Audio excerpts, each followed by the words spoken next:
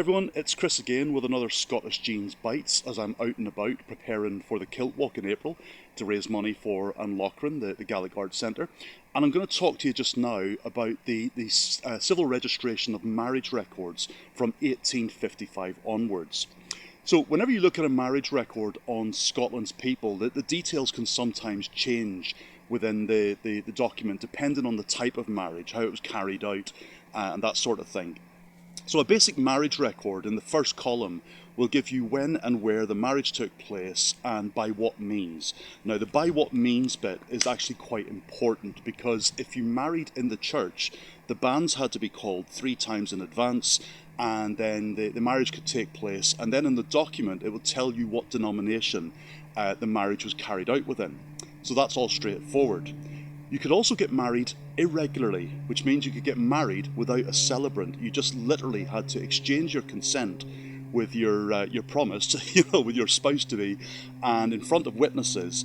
And then in the column, it would say that the marriage, usually would say that the marriage was by what was known as declaration, in the presence of 2 witnesses. So it doesn't name the church denomination because there wasn't one, and it basically gives the names of the 2 witnesses who witnessed your irregular marriage. So other details you'll find in the document are the names of both spouses and their occupations, their ages and their sex. You'll have the names of both of their fathers and their occupations, and the names of both mothers. I think from 1965 it was, I think that you then got the occupations of the mothers listed as well. And then in the next column, you'll get the name of the celebrant if it was a regular marriage, so, the Reverend James MacDonald or whatever, and where he was from, and the names of 2 witnesses. If it was an irregular marriage, just exchanging your consent with your partner in front of witnesses, it'll actually say something very different. It'll say that it'll mention a thing called a warrant of the sheriff's substitute and the date of a warrant. And that means that basically if you married without a celebrant, you had to go before a sheriff very shortly after the marriage to ask for permission to register it within the local registrar's marriage register. And so you were granted a warrant after the sheriff was happy that everything was, above board, and it had been witnessed and it had gone ahead the way that people said it had. So that'll be a slight difference you'll find in that column, and then you'll get the date and the place of registration. Now, there were a few changes to marriage law that's worth noting. From 1855 onwards, obviously you got married in the church and all of that, but a year after that started, there was a residency criteria introduced into the country, basically to stop day trippers coming up from England and getting married irregularly. This all goes back to a thing called Hardwicke's Act in England in 1753, when they abolished irregular marriage south of the border. So people thought, well, I can't be bothered with that, I'll just cross the border and get married in Scotland. So they tried to dissuade that. They introduced this 3-week residency criteria to make an impact on that.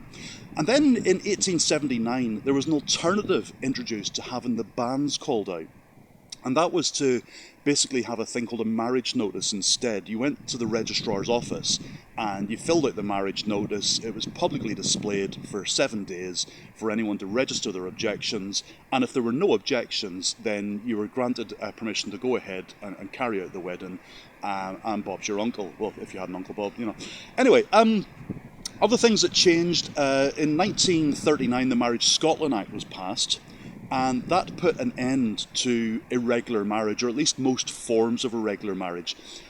What I've talked about so far was a thing called marriage by declaration, which was the most common. There were other forms of irregular marriage that they basically weren't used at that point, but they did exist, and they were practically wiped out. And from July of 1940, for the first time in Scotland, a registrar could carry out a marriage ceremony. So this was something that had happened in England and in Wales since July of 1837. It was a century later in Scotland before that all kicked off.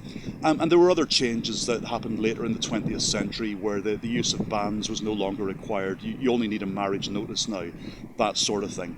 So again, you'll find the records on the Scotland's People website. If you're accessing them from home, there's a closure period of 75 years for marriage records, although the indexes for more recent records are on the site. But the historic records are available to view.